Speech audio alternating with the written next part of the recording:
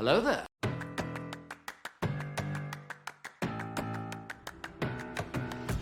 Say my name. お前はもう死んでいる。 Why so serious? Houston, we have a problem.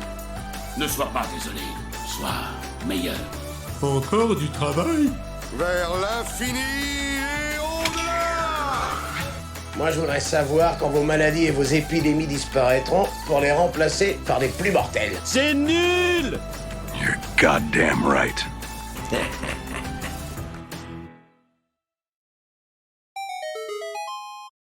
Bonjour et bienvenue à toutes, tous et aux autres. Dans cet épisode, nous allons parler d'une des franchises les plus importantes du jeu vidéo. Si je vous dis aventure épique, princesse à sauver, donjon, peuple des montagnes, des forêts ou de l'eau, vous allez me dire tiens, on dirait la dernière quête que j'ai fait sur Baldur's Gate. Et je vous dirai non, nous allons parler de The Legend of Zelda. Nous allons revenir sur presque 40 ans de vie. Car oui, en 2026, Zelda aura 40 ans. Bien sûr, il y a eu du bon, du moins bon, et voire du carrément nul. Et je pense que le carrément nul, on n'en parlera pas. C'est pas... Non, certainement pas, non. Et comme vous l'entendez, pour parler de ce géant vidéoludique, je suis comme d'habitude accompagné de mes deux frères. Donc le premier qui a parlé, c'est Jérôme. Salut Jérôme, ça va ? Hello, ça va et toi ? Ça va, nickel. Et Guillaume. Salut, ça va ? Ça va, écoute. Comme on a beaucoup de choses à dire, enfin surtout toi Jérôme, on va t'accompagner, hein, mais voilà. Ouais. On commence par l'historique.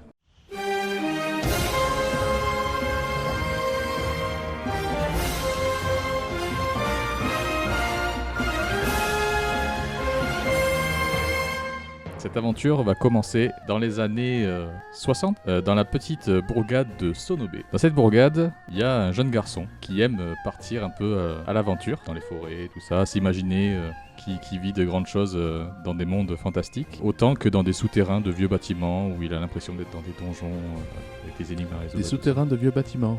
Ah, Oui, d'accord. des bâtiments abandonnés. Il avait des hobbies un peu bizarres quand même. Il faisait de l'urbex. Avant que ça encore, existe. avant que ça existe. Parfait, mais c'est génial. Du coup, il veut s'orienter vers sa passion, ce qui est les mondes fantastiques.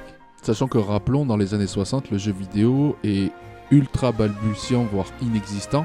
C'est plus au travers de films et au travers De mangas, mais aussi de bouquins, de romans et tout ça, D'accord. que son imaginaire se développe. Et en 77, ce jeune homme fraîchement diplômé de l'université des Beaux-Arts de Kanazawa, Oui, c'est pas n'importe quoi. oui voilà, rentre à 24 ans dans l'entreprise Nintendo de Kyoto. Attends, il a commencé à 24 ans. À Et il y est 24 ans, toujours. il rentre. Waouh. Bon, après, Voilà, donc. c'est l'époque des carrières aussi. Hein. Donc, vous l'aurez compris, je parle ici de Shigeru Miyamoto. Sensei. Rajoutons la Sensei parce que c'est un monstre. Miyamoto Sensei. Bon, après, je rassure tout de suite, le podcast ne sera pas centré sur Miyamoto, même si je vais souvent dire son nom, parce qu'il a quand même une importance. Oui. Chez Nintendo, forte chez Nintendo et, je pense que Nintendo ne serait pas là où elle est actuellement, cette société, Sans Miyamoto. sans Miyamoto. Il y a des projets qui n'existeraient probablement pas, c'est vrai. Et du coup, Nintendo serait pas là où il en est, donc... Je sais pas. Je sais pas parce que t'en as d'autres.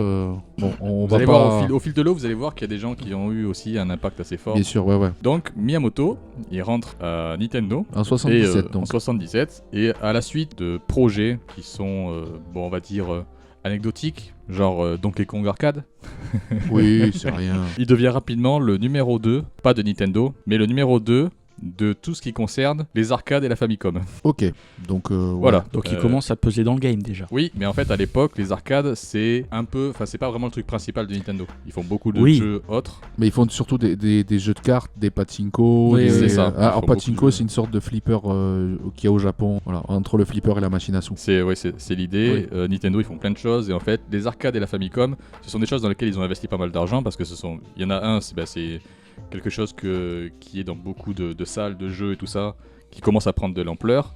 Et l'autre, c'est la première console de salon créée par Nintendo. Donc c'est quelque Qui chose. en France est appelée la NES. La Nintendo. Ça, je reviendrai assez rapidement dessus. Ouais, parce que Parce qu'il y a une peut-être petite des gens différence. qui connaissent pas la Famicom et la NES sont pas tout à fait pareilles, mais Ouais. c'est la première console de chez Nintendo.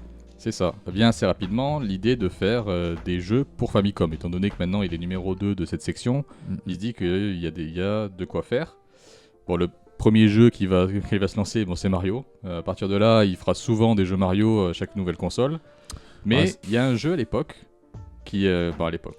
On n'est plus en 77, on est dans les années 80 à ce moment-là. Il y a un jeu qui a fait pas mal de bruit qui s'appelle Aventure. Jeu sur Atari 2600. Ouais. Le principe de ce jeu, je vous le dis rapidement, on joue un personnage qui va de salle en salle et dans chaque salle, il doit récupérer une clé pour ouvrir la porte de la prochaine salle. Voilà, l'idée du jeu, c'est ça. Donc c'est pas compliqué. C'est de la 2D isométrique, c'est ça? C'est-à-dire qu'on voit depuis l'angle d'une pièce. C'est de la 2D tout court. En vrai, ah non, je confonds avec l'un où tu incarnes un magicien, j'avais oublié le nom. Le nom. Bref. Oui, non, ça c'est encore plus tard. Là, Atari 2600, c'est des gros pixels, c'est 2D, voilà. Oui, je vois très bien le jeu. Ouais. Voilà, donc ce jeu, c'est un jeu qui a eu quand même un succès assez important. Du coup, ce jeu, Aventure, il va inspirer un autre jeu, The Tower of Druaga, qui est le même principe, mais plus beau. En gros, on va de salle en salle, on récupère une clé qui doit ouvrir une porte, sauf que les salles sont de plus en plus difficiles à faire parce qu'il y a des ennemis qui apparaissent, différents types d'ennemis, mais le principe reste le même. Et en fait, ce jeu-là, Miyamoto va tomber dessus et il va trouver ça fantastique, il va trouver ça trop bien, à tel point qu'il va demander au patron de Nintendo, est-ce que vous pouvez installer une arcade de ce jeu dans mon bureau? Carrément. Carrément. Vas-y, moi je veux jouer. Enfin, après c'est une bonne source d'inspiration aussi, quoi. Oui, complètement. Oui, voilà. Il va jouer longtemps à ce jeu, il va le décortiquer un peu, il va regarder et il va essayer de penser à un jeu qui s'inspirera de ça. Qui veut faire un jeu dans un monde médiéval fantastique, il va essayer de brainstormer avec ses équipes et voir qu'est-ce qu'il pourrait faire comme jeu intéressant pour l'arcade, parce qu'à la base le jeu est prévu pour l'arcade, celui qu'il doit faire, pas pour la Famicom. Donc il y a plein de concepts qui s'enchaînent. Ce qu'il voulait, c'était un jeu similaire, des donjons les uns après les autres, mais que le joueur puisse créer lui-même des donjons. Lui-même il pourrait créer des trucs. Ouais. Ils avaient pensé aussi à faire une version multijoueur. Hyper en avance quand même. Ah oui, l'idée vraiment, de départ était très très en avance. Mais l'idée en fait c'était que t'étais sur une arcade, tu créais ton truc et derrière c'est quelqu'un d'autre qui jouait sur l'arcade. D'accord. D'accord. Mais parce que les arcades, faut rappeler aussi, étaient beaucoup plus puissantes que les consoles en fait qu'on utilisait. C'est ça aussi qu'il faut. Parce que certaines personnes se souviendront certainement de la NES. C'est pas hyper puissant quoi. Enfin, il y a des jeux super dessus, mais c'est pas. Sauf que là, le patron de Nintendo dit, ok, bon c'est sympa toutes tes idées, sauf que là on a une console de salon sur laquelle il n'y a pas grand chose encore dessus. Et le truc c'est qu'à ce moment-là, quand il commence à faire popper toutes ces idées, la console Famicom elle a 1 an déjà. Et 1 an, pour l'époque, pour une console, c'est beaucoup. Oui. Aujourd'hui ça paraît dérisoire, mais à l'époque c'était beaucoup. Et elle est de moins en moins rentable la console, parce que y a moins de gens qui l'achètent, parce qu'il n'y a pas de nouveautés dessus, tout ça. Du coup le patron Nintendo dit, ok tu peux faire ton jeu, mais par contre il faut que ça puisse fonctionner sur Famicom. Et tu vas plutôt partir sur cette console parce que l'arcade c'est un peu cher en plus à créer et à développer, et surtout que les arcades c'est une par salle quoi, alors que les Famicom c'est une par maison, du coup t'as potentiellement plus de gens qui y joueront quoi. Donc ils partent là-dessus, ils partent sur la Famicom, mais la notion de donjon successif reste. La notion de création ça s'enlève parce que forcément Famicom est plus moins possible. puissante. La notion de multijoueur, ils aimeraient bien le faire quand même, parce que t'as quand même 2 manettes, donc ils disent peut-être qu'on peut faire quelque chose, mais la notion de donjon successif reste. D'accord. Ils vont même jusqu'à faire un prototype où il y a un écran d'accueil, on peut le retrouver assez rapidement sur le net, il y a un écran d'accueil qui te permet de sélectionner le donjon que tu veux faire. Ah ouais. Ah d'accord. Ouais. D'accord. Ah ouais, donc en fait l'histoire elle était même pas... Ils avaient pas encore l'histoire. En fait ce qu'ils ont fait, et c'est ce qu'ils feront pour tous les jeux derrière, ils ont fait des tests, ils ont programmé des trucs pour voir la limite de la console. Ouais. Et derrière, ils ont fait ok, la limite c'est ça, on va essayer d'adapter et on va faire un jeu qui soit fluide et qui puisse faire ce qu'on lui demande. Donc la notion de donjon successif est restée longtemps, mais lors d'une réunion, il y a une des personnes qui était sur le projet qui dit à Miyamoto, mais ça pourrait être sympa quand même d'avoir des scènes en plein air, qu'on soit pas toujours dans des donjons. Ouais. Parce que faire des donjons les uns après les autres, c'est mais au bout d'un moment les gens vont peut-être se lasser ou voilà. Oui. Donc Miyamoto dit que ça peut se faire, on peut peut-être essayer de rajouter des forêts, des montagnes, des marais, tout comme ça. Sauf que le problème, c'est qu'ils se disent mais la place, techniquement, la mémoire qu'il va falloir utiliser pour ça, elle va être énorme quoi, parce que c'est compliqué de faire un truc aussi large. Ils ont pensé à un boîtier à intégrer du coup, à brancher sous la Famicom pour pouvoir mettre des disquettes dedans, parce que les disquettes permettaient d'avoir une mémoire plus importante que les cartouches à l'époque. Et en plus de ça, il y avait un système de sauvegarde de données qui était possible à travers des disquettes. Ça est assez révolutionnaire en plus pour l'époque. C'est ça. La sauvegarde de données sur les cartouches, c'était un peu compliqué. En fait, à l'époque, c'est parce que les cartouches, ils n'avaient pas pensé à ça. Tu lances un jeu, c'est du one shot et après tu recommences le lendemain si tu rallumes la console. Quoi. Oui. Sauf que le souci, c'est que ce système-là était quand même cher. Et en plus de ça, pour la production à l'international, c'était pas trop possible. Parce que la Famicom n'était pas adaptée du coup à l'international. Et surtout que aux États-Unis, les jeux vidéo, à cause d'Atari qui avait fait un peu de la merde, c'était banni quasiment, quoi. Bah ouais, parce Donc, que c'était un peu... il a fallu revoir la chose, pas comme une console, mais comme un jouet. Ouais, c'est sur tous les jouets, tous les à côté en fait C'est ça. de Nintendo. Donc il fallait voir ça ouais, comme un ouais. jouet, donc il a fallu revoir le design, il a fallu revoir tout le concept de leur console. Pour les États-Unis, du coup en Europe, on a eu la version américaine. En 1987, la NES apparaît. Et c'est là qu'arrive un problème. Il n'y a pas de support disquette possible sur la NES à ce moment-là. Donc, ouais, mais du coup, Zelda, il tourne sur disquette parce qu'il faut de la place, parce qu'il faut y faire une carte. Enfin, il y a une carte monde ouvert et tout ça. Donc, c'est un peu compliqué de réduire ça. Donc, les ingénieurs Nintendo viennent, ils font OK, on a une idée, on va modifier les cartouches, uniquement les cartouches Zelda, et on va faire en sorte qu'elles aient une pile à l'intérieur qui permette de faire une sauvegarde. Sauf que ça coûte cher de modifier des cartouches. Donc, ils disent ouais, du coup, on va adapter le prix de la cartouche. À l'époque, un jeu NES coûtait 260 francs en moyenne, qui est environ 50 balles, quoi. Ouais, c'est 50 euros par là, voilà. C'est bon. Les jeux Zelda, les deux premiers, je parlerai du second un peu après, coûtaient 400 francs, 80 euros. Putain, c'est aussi cher qu'un jeu PS5, quoi. C'est ça. Qui vient de sortir, ouais. Ouais, qui vient de sortir. Comment est-ce qu'on justifie le prix ? On fait en sorte que les cartouches soient dorées. Ah ouais. Parce qu'en Oh. fait, ils voulaient pas partir dans des explications. Oui, mais c'est parce qu'on a mis une pile pour faire de la sauvegarde et pour d'accord. faire en sorte que Ils voulaient pas rentrer dans les données et tout ça. techniques, ouais. Ça puisse supporter aussi de la carte, la taille de la carte et tout. Ils ont fait non, ça on va pas expliquer ça. Les gens ils vont rien comprendre parce que techniquement à l'époque il y avait pas trop d'émissions qui expliquaient un peu ce genre de choses. Ouais, et puis enfin l'ordinateur et tout ça. Enfin, on était encore aux Atari, aux Il y a des choses PC voilà Engine, qui étaient enfin, voilà. compliquées à comprendre pour les spectateurs. Il y avait que ceux qui étaient dans le domaine qui comprenaient ça. On parle d'une époque où Internet n'existait pas. C'est Oui, ça aussi. oui, Faut... Alors internet existait mais pour un tout petit groupe quoi. C'était Oui, donc vraiment, voilà. C'était la haute, les téléphones portables, c'était une cabine téléphonique où t'appelais, t'avais C'est intérêt à avoir masse de pognon parce que ça te coûtait une blinde. Là on est en Enfin, 86, il voilà. y a quand même quelques trucs, mais oui, c'est vrai que c'était Ouais. pas accessible à tous. Ouais, c'était. Euh, 86, Internet c'était militaire. Hein. Voilà. Et du coup, ils ont fait les cartouches dorées. Bon, faut savoir que au Japon, les premières versions c'était que sur disquette, première version de Zelda. Zelda Ouais. 1. Et les disquettes, elles étaient dorées ou pas ? Non, les disquettes Non. étaient classiques. On peut voir sur le net, c'est des Par contre, disquettes assez classiques. elles doivent valoir une fortune ces disquettes. Ouais, je crois que c'est dans les 500 € minimum la disquette. Quoi. Bah, c'est normal, c'est de l'ultra collector là. Sauf que sur disquette, il y a un truc qui est en plus que sur les cartouches, c'est la bande son. La bande son, en fait, elle est plus fluide. Ah bah on n'est pas en MIDI là. Ben non, je sais plus quel format ça avait été utilisé, mais voilà, c'est un format qui permet d'avoir plusieurs couches de son. Enfin, je crois que c'est 2 couches de son qu'il pouvait avoir. Du coup, la musique ne se coupait pas quand il y avait le bruit d'un monstre. Ah oui. Ah, d'accord. Parce que sinon, en fait, dans le jeu Zelda, si vous écoutez, la musique se coupe pendant 1 seconde, le temps de bruit du D'accord, monstre. Comme il y a eu sur d'accord. plein de jeux Nintendo derrière. Oui, aussi. oui, oui, c'est oui, ça, oui. c'est-à-dire qu'en Si on même prend temps, par exemple les jeux Pokémon ou quoi, les premiers, si vous écoutez, la musique de combat se lance et là t'as le son du Pokémon Ouais, et ensuite la musique reprend. Ouais. ouais. Mais Par exemple, tu vois, c'est pour c'est- donner une c'est- idée de ce que c'était aussi moi, à l'époque. en au général, Zelda, ça c'est bien fait quand t'es dans le jeu, tu remarques pas Ouais, plus tu le que remarques ça, quoi. pas. quoi. Oui, Parce oui. que la bande son, en fait, elle est tellement tout le temps qu'au bout d'un moment, tu l'entends même plus au final. Bah, c'est ça. Mais du coup, quand même, sur la Famicom Disk System, c'est ça le support de disque qui s'appelait comme ça. Au Japon, le jeu s'est quand même vendu à 1,7 million d'exemplaires. Ouais, il a super bien marché. Donc il a quoi. quand même très bien Franchement, marché. Bon, après, avec l'arrivée cartouche dans le monde, disons que le jeu s'est vendu à 6,5 millions d'exemplaires. C'est pas le meilleur succès de Nintendo, parce que le meilleur, ce sera Mario. Oui, mais ça. Et c'est pour ça que ce sera Mario qui deviendra la mascotte et pas Link en fait. Oui, et de toute façon, Miyamoto a toujours préféré Mario à Link. Faut savoir ça. D'accord. Pour chaque génération de console, mais ça vous allez le voir Un après. petit gros plombier. Il préfère un petit gros plombier. Pour il a chaque raison. génération de console, s'il y a un jeu Mario et un jeu Zelda qui sont en train de se faire, le jeu Mario sera toujours prioritaire. Et si vous regardez la date de sortie des jeux, C'est vrai. les C'est jeux vrai, Mario c'est sont vrai. toujours sortis avant les Oui, Zelda. c'est vrai. Et c'est souvent, vrai. et la plupart du temps, soit à la sortie de la console, soit 1 ou 2 mois après la sortie de la console. C'est ça. T'as Vraiment, Mario qui sort très vite dessus. Mario, c'est Et Zelda, le souvent, porte-étendard. c'est 1 an ou 2 après. Ouais, ou, ouais. peut-être, non, il y avait que pour la Wii que c'était arrivé à peu près en même temps. Mais Même- sinon, les autres consoles, enfin, vous allez. Mais on en pour la discutera. Wii, c'est normal. Oui et non, il y a des explications pour ça.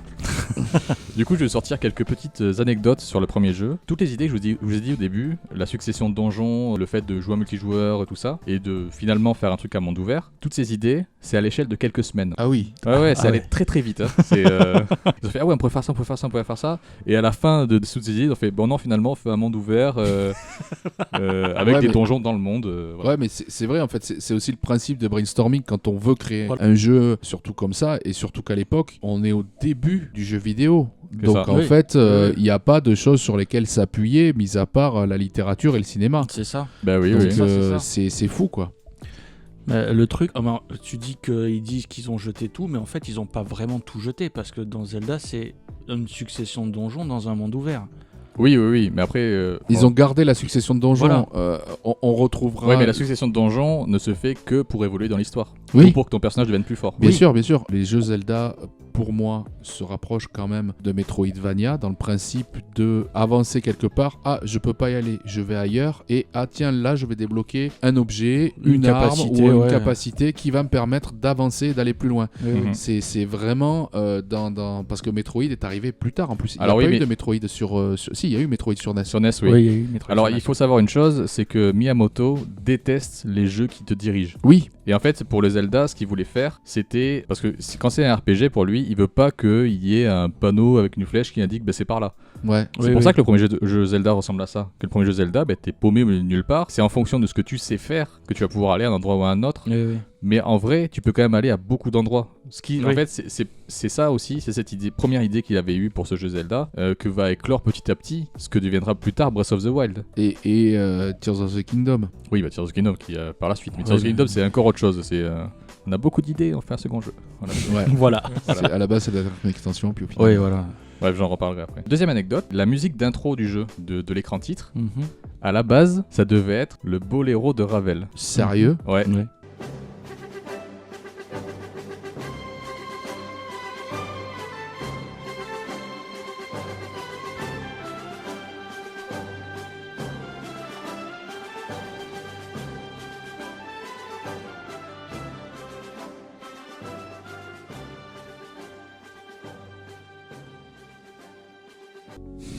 Ouais. Le problème, la musique n'était pas encore libre de droit, elle allait être libre de droit un mois après la sortie du jeu. Ah ouais.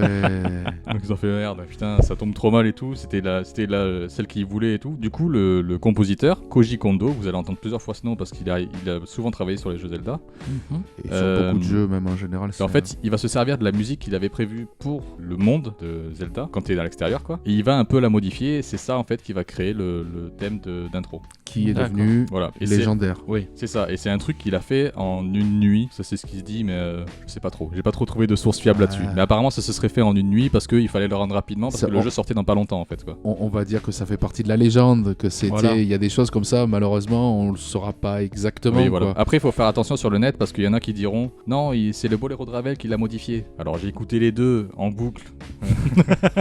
Un dans une oreille et l'autre dans l'autre oreille. Ouais. Non, mais je suis d'accord avec toi. Il y a des trucs qui peuvent se ressembler un peu, mais en même temps je me dis rien ne dit qu'il s'en est pas inspiré. Voilà, il l'a pas en modifié, fait, comme il voulait utiliser ça, comme il voulait utiliser ça à la base, je me dis oui, peut-être qu'il s'en est inspiré. C'est normal que ça se ressemble.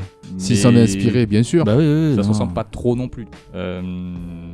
Alors du coup dans la création de ce jeu s'est formée une équipe et il y a du coup les trois créateurs principaux qui sont, je vais essayer de pas les écorcher les noms.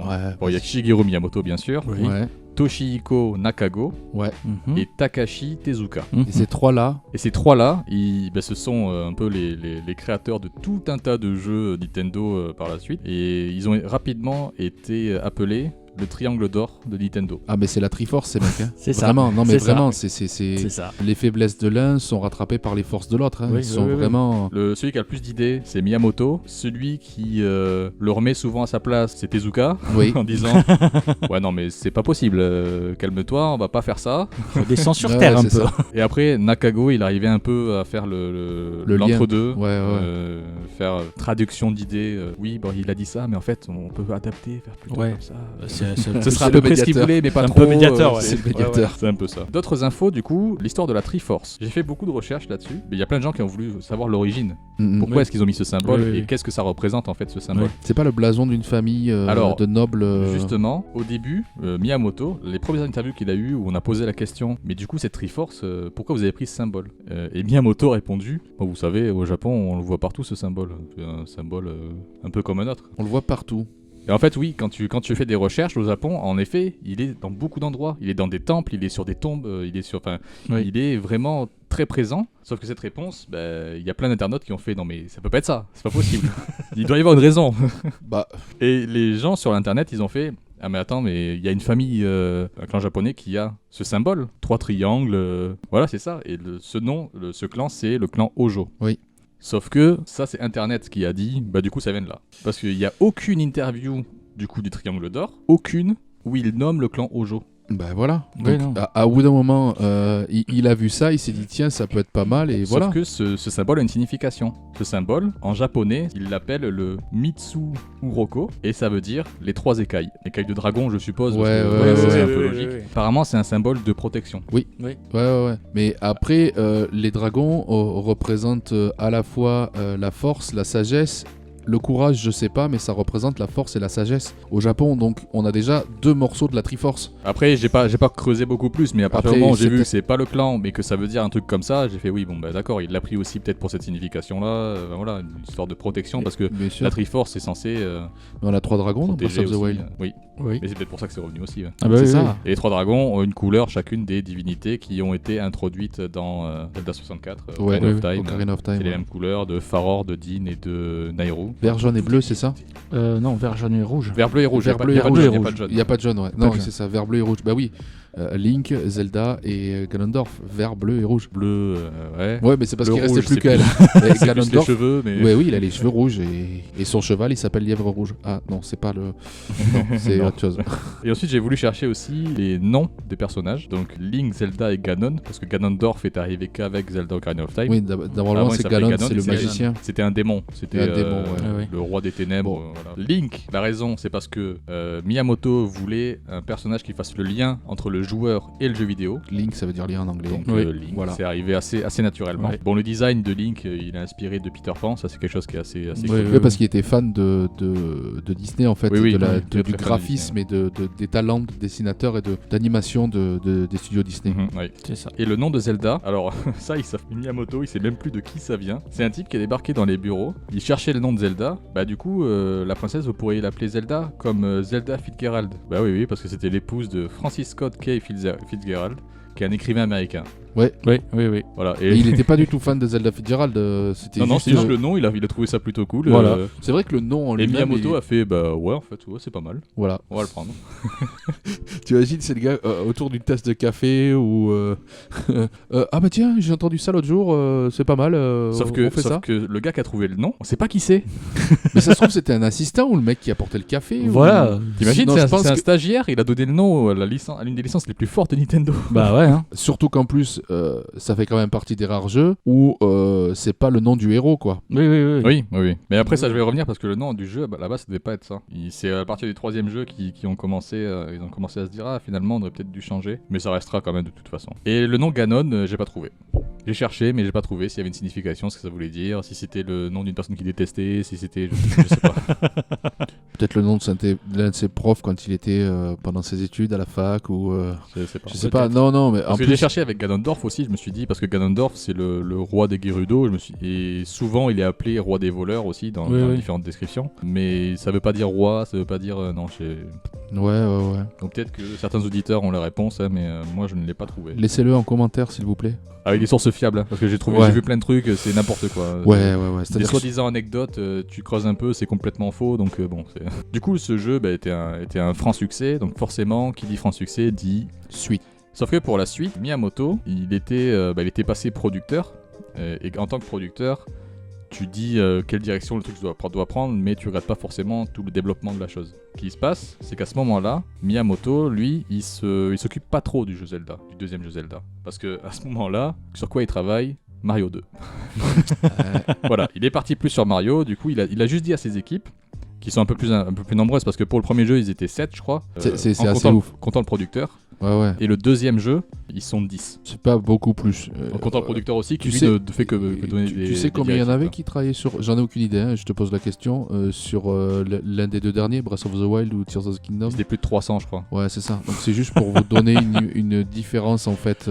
Voilà. Après, Breath of the Wild et Tears of the Kingdom, les prouesses techniques sont légèrement plus élevées que. on et est le pas jeu sur est un- légèrement plus long. On a que 25 sur ans les d'écart. Zelda, quoi. On a 35 ans d'écart, c'est normal. Oui, voilà. C'est ça. Donc pour ce deuxième jeu, la seule chose que Miyamoto a dit à ses équipes, j'aimerais bien que Link il puisse attaquer vers le haut et vers le bas. Du coup, les équipes ont fait OK, on va essayer.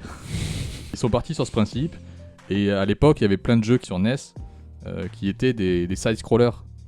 Il y avait Mario, bien sûr. Castlevania, Mais derrière, Metroid. Pour les jeux qui étaient un peu de RPG comme ça ou d'aventure ou quoi, t'avais Castlevania et Metroid. Vu de côté, en fait, où le personnage avance, exactement comme Mario, aussi simple que ça. Sauf que là, il y avait une notion d'RPG parce que t'as une grande carte et ensuite, à chaque fois que tu rentrais dans une ville ou dans un donjon ou quoi, tu t'étais de vue de côté. T'avais la même chose un peu que dans Final Fantasy où au milieu de la carte, d'un coup, tu te retrouves face à un ennemi et ça passe en vue de côté. Ouais, donc il y avait un côté RPG plus important sur le 2. Le côté RPG qui était un peu important. Bon, ce jeu était un jeu qui était très attendu parce que les gens, ils avaient kiffé le premier. Donc ils étaient en mode le nouveau Zelda, ça va être trop bien et tout.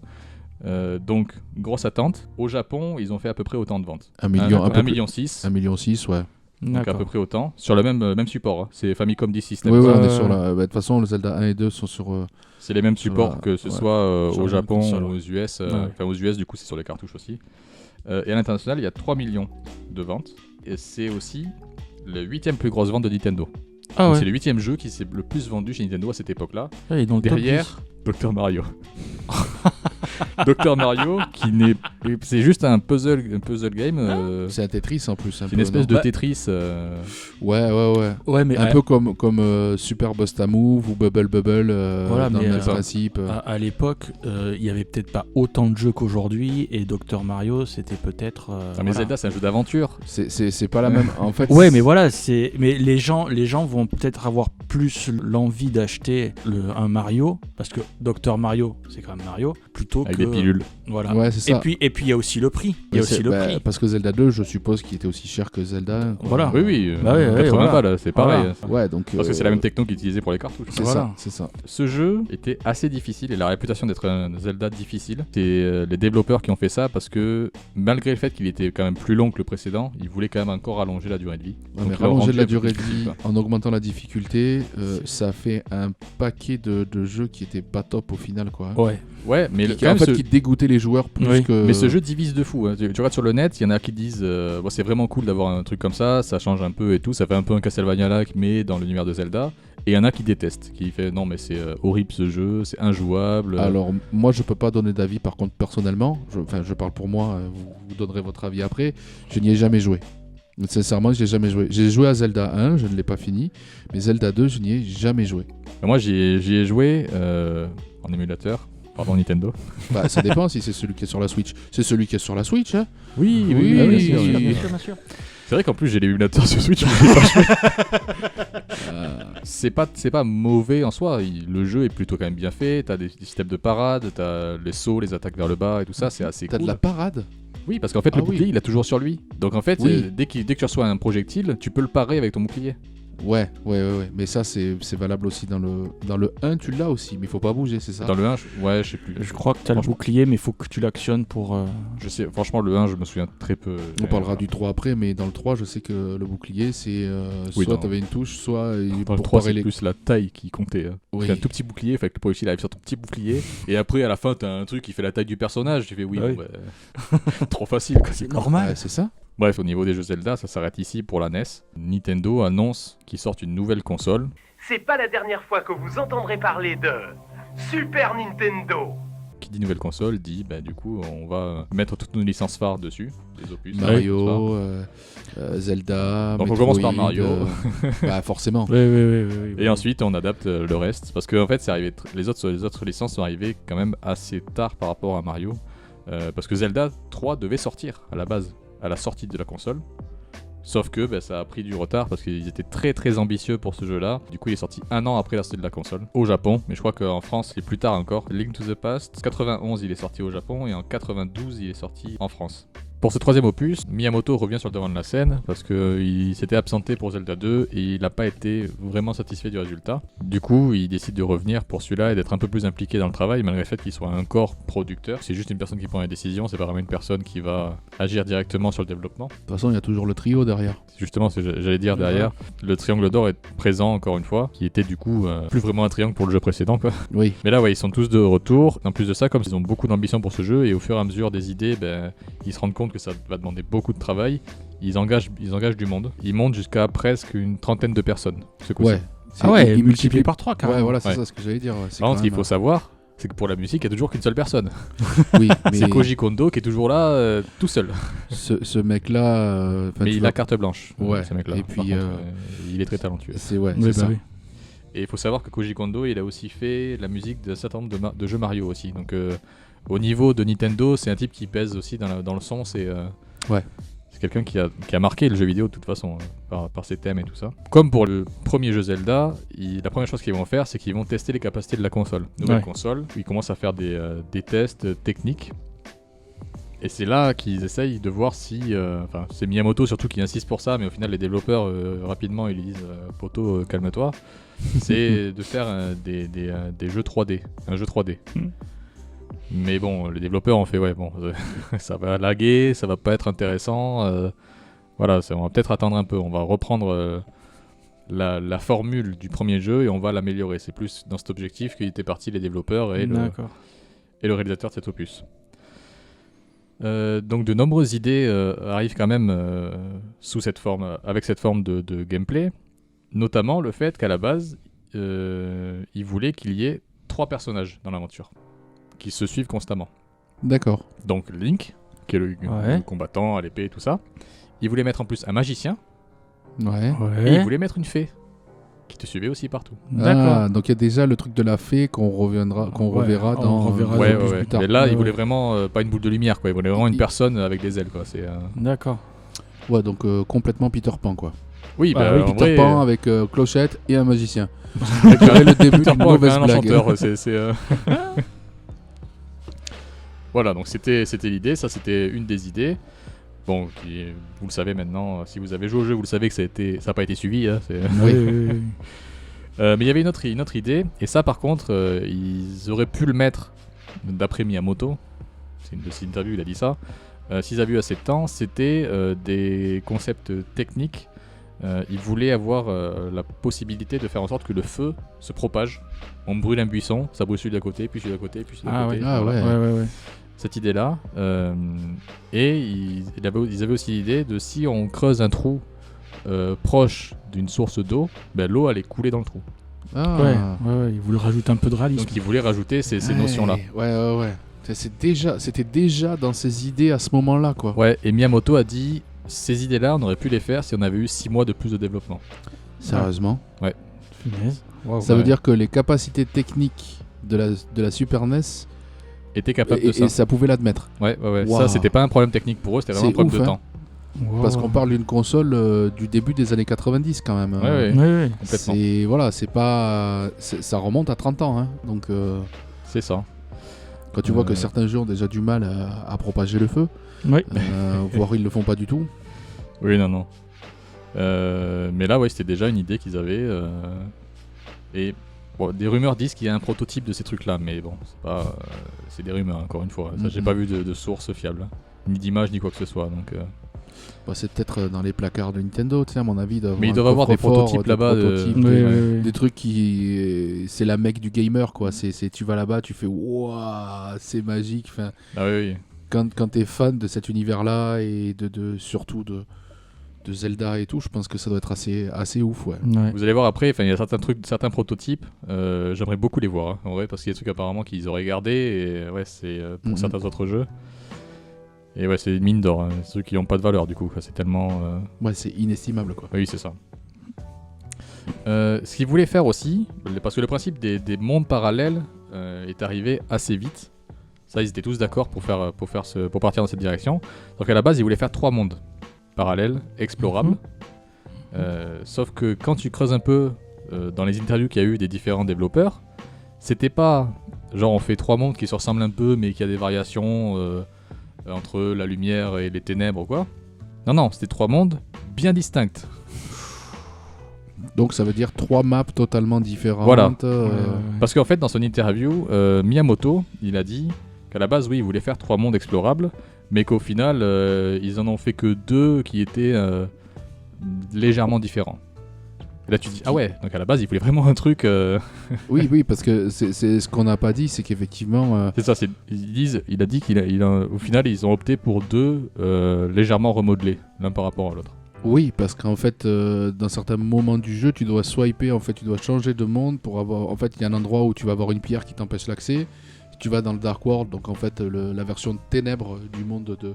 La version ténèbres de Hyrule, en fait, le monde de Link, elle n'y est pas, cette pierre. Ou, par exemple, il n'y a pas l'arbre qui a poussé à cet endroit-là. Enfin, dans le donjon des marais, je sais que tu as un labyrinthe où tu dois swiper, un coup dans le Dark World et un coup dans le monde normal. Enfin, donc, non, c'est assez cool, ouais. Alors, ce troisième jeu, l'histoire, je vais vous la raconter rapidement. C'est Link, en pleine nuit, il reçoit du coup un appel de la princesse du royaume. Pas de par Zelda. téléphone. Non, c'est par télépathie. Elle l'appelle en disant que elle est en danger, que le château est attaqué et qu'elle a besoin d'aide. Du coup, Link se lève, est réveillé du coup. Le dit à son oncle qui est un chevalier. Enfin, je crois que c'est un chevalier à la retraite ou un truc comme ça. Oui, c'est l'ancien garde royal. Il fait partie des descendants des gardes sacrés d'Hyrule. Enfin voilà. Du coup, son oncle part au château pour aller du coup sauver la princesse. Sauf que pas de nouvelles. Donc toi, tu incarnes Link et tu vas essayer de retrouver ton oncle, donc tu vas au château aussi, tu te rends compte que tous les gardes ils t'attaquent, enfin ils sont hostiles, donc tu rentres, tu vois ton oncle... Tu te caches parce que du coup tu n'as pas d'armes et tu n'as rien au début. C'est ça, au début t'as rien, et du coup tu vas à un passage secret, tu vas retrouver ton oncle qui a moitié crevé contre un mur, tu prends son épée, son bouclier, et tu vas sauver toi-même la princesse. Et tu le laisses là... Voilà. Tu vas essayer de sauver la princesse. Sauf que c'est à ce moment-là que débarque comment il s'appelle le magicien c'est pas Ganon là pour le coup. C'est Eganim, je sais plus. C'est Aganim, je crois. Aganim, je crois, c'est quelque chose comme ça. Qui en fait, Aganim, lui, il vient du Dark World et il veut juste récupérer le pouvoir d'Hyrule, donc la Triforce, pour libérer Ganon dans le Dark World. Ouais. Et en fait, Ganon après, il a la capacité de voyager entre le Dark World et le monde d'Hyrule. Ouais, mais après on voit pas trop le monde d'Hyrule de toute façon, donc ça sert pas trop à grand chose, vu que de toute façon tu le bats dans le monde dans le Dark World. Oui, mais après tu voyages entre les deux en fait. Oui, après toi tu voyages entre les deux. Et du coup ce qui se passe c'est que à ce moment-là, toi t'es envoyé dans le Dark World, et tu es envoyé, ce qui est assez original, c'est que tu n'es plus un humain, tu es un petit lapin. Oui, parce qu'en fait l'essence du Dark World te transforme en animal. Je sais que certains qui ont joué à Zelda et qui nous écoutent vont se dire tiens, ça me rappelle un autre Zelda.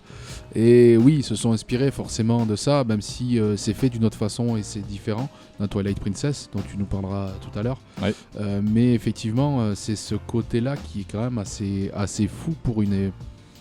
Encore une fois, on parle d'une console début des années 90, c'est très original quoi pour le coup. Hein. Ah oui, complètement. C'est au niveau de l'histoire et de l'écriture, on est sur quelque chose de très original. Bon après je dirais pas plus parce que t'es un petit lapin, mais du coup tout le truc c'est de trouver comment faire en sorte de redevenir un être humain, comment revenir dans ton monde, comment pouvoir revenir dans le monde en face. d'Hyrule, ouais. Et en fait il y a vraiment tout un truc entre... après c'est assez basique, on doit récupérer et on va retrouver une structure qu'on retrouve dans d'autres jeux. Tu dois récupérer 3 pierres qui vont te permettre de récupérer la Master Sword, donc Excalibur, vous l'appelez comme vous voulez. J'en parlerai juste après ça. Ah pardon, j'ai devancé le truc. Oui. Mais voilà, à la base, ils voulaient faire 3 mondes.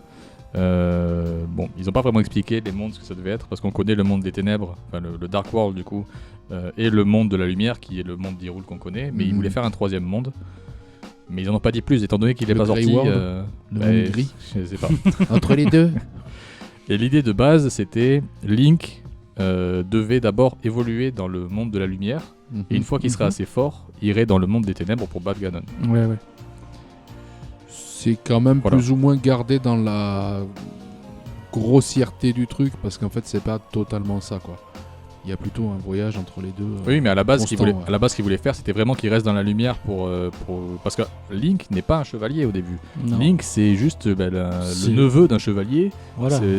C'est à la base un orphelin qui a été recueilli par son oncle, Ouais. qu'il a pris sous son aile sans vraiment Mais faire de lui un chevalier, quoi. Après, c'est un peu le pendant de tous les Zelda finalement. On sait pas trop d'où vient Link. Souvent, Alors il a si, été il y en a abandonné. certains, il est chevalier, Link. Oui, Dans Breath of the Oui, Wild, dans il Breath est of the Wild, combattant. c'est les derniers, mais c'est. il est soldat dans Oui, Breath il est of the soldat, Wild, mais voilà. Dans Hyrule Warrior, c'est déjà un combattant aussi. Voilà. Oui, aussi. mais Hyrule Warrior, c'est dans l'univers de Breath of the Wild. Oui, Ouais, ouais, mais voilà, voilà. mais... Oui et non, mais Dans, oui. dans Ocarina of Time, on sait pas. Dans Zelda Link to the Past, on sait Dans pas. Wind Waker, vraiment. c'est un gosse Ouais, voilà. qui a une Non. petite sœur qui se fait capturer. Voilà.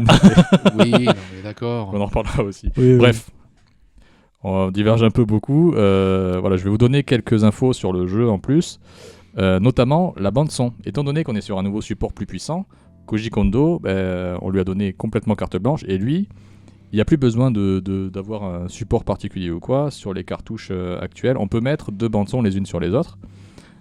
Donc on peut avoir des chœurs pour certains endroits, avoir plein de bandes son qui permettent de créer des ambiances plus intéressantes. Donc lui, il est parti, il fait son taf et tout.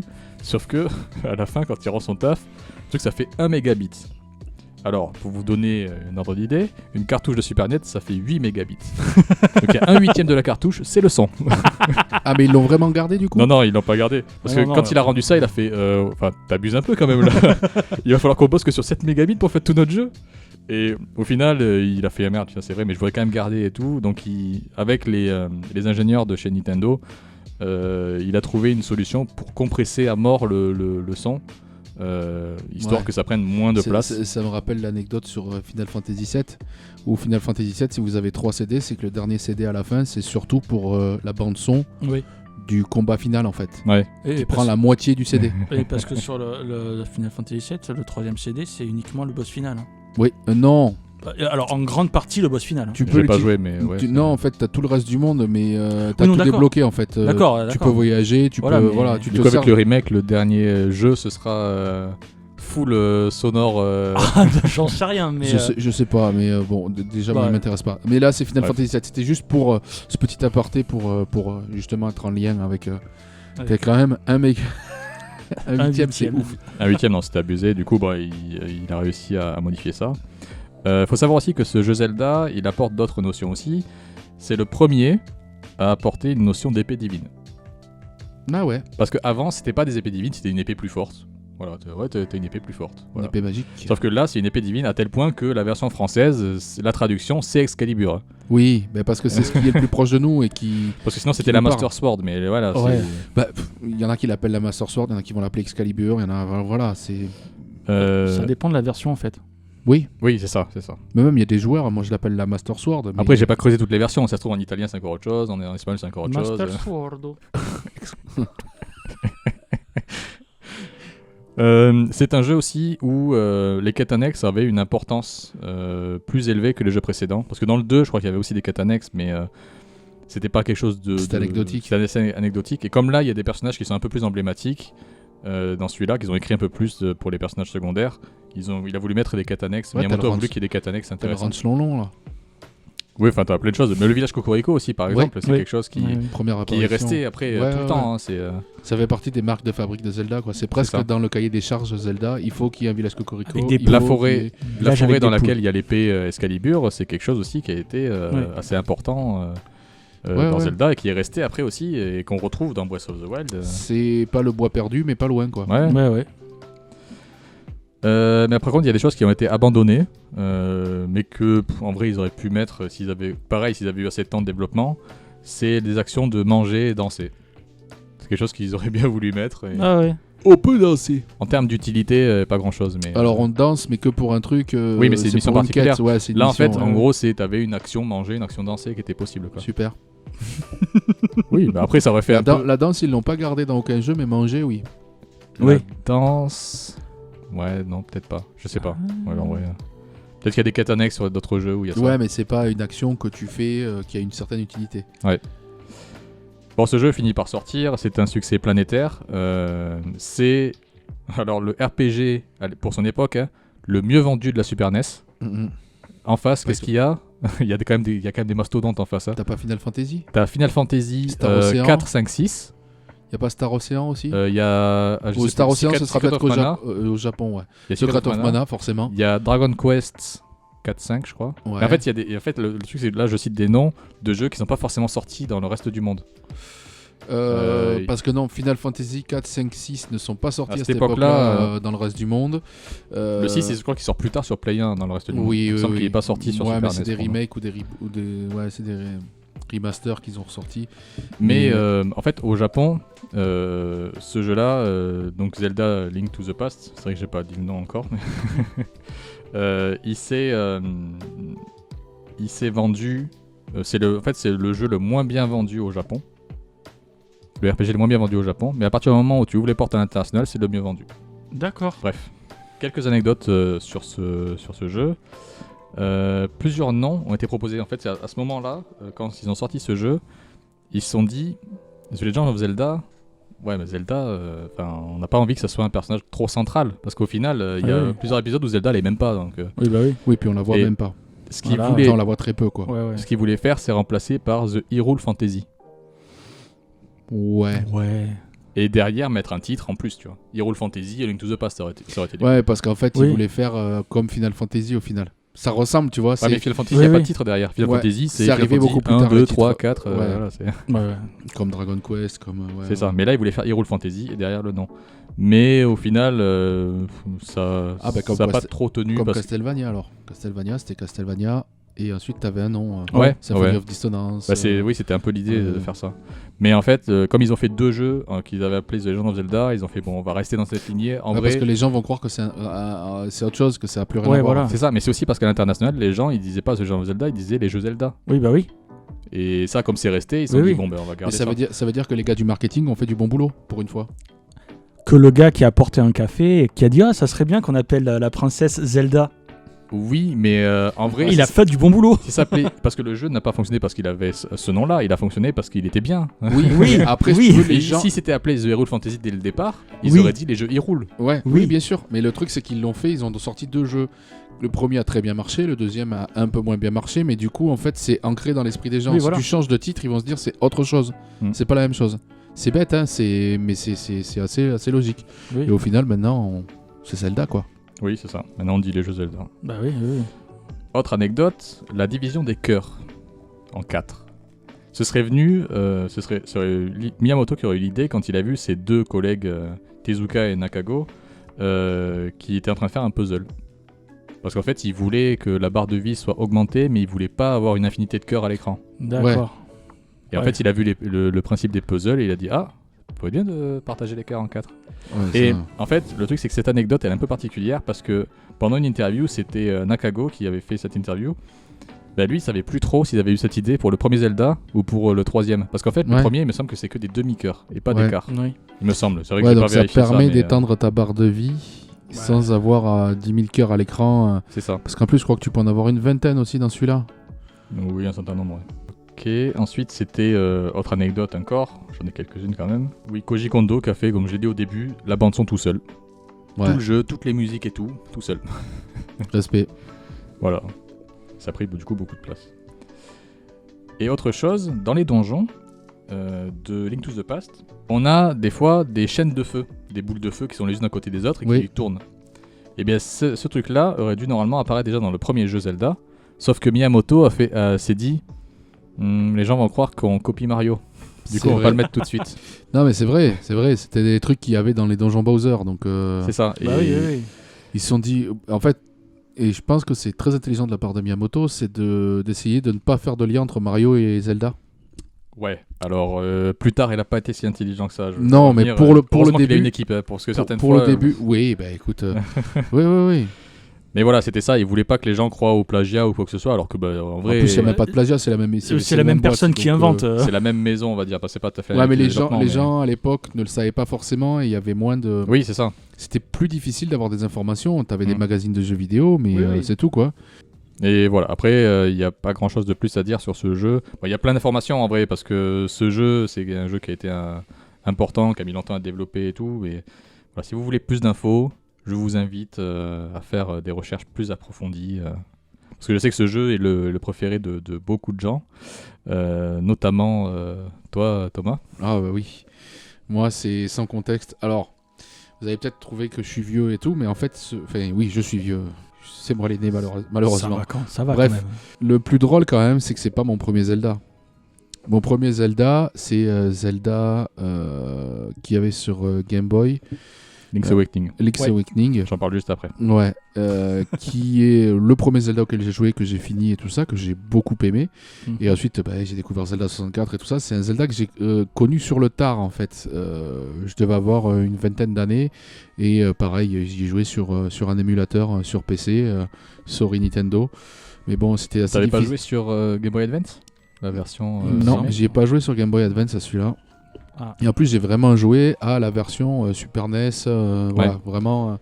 Et déjà, ce qui m'a mis une claque, c'est que je me dis, attends, ce jeu-là, il est sorti en 92 et il est d'une beauté sans nom, parce que là, en fait, on parle, c'est du pixel, mais on dirait du dessin, c'est-à-dire que c'est du dessin papier. C'est vraiment magnifique. Et c'est assez fou. Et puis l'histoire m'a pris direct. Enfin, j'ai trouvé ça génial. Après, c'est un jeu qui est quand même assez exigeant parce qu'il est assez difficile. Faut pas croire.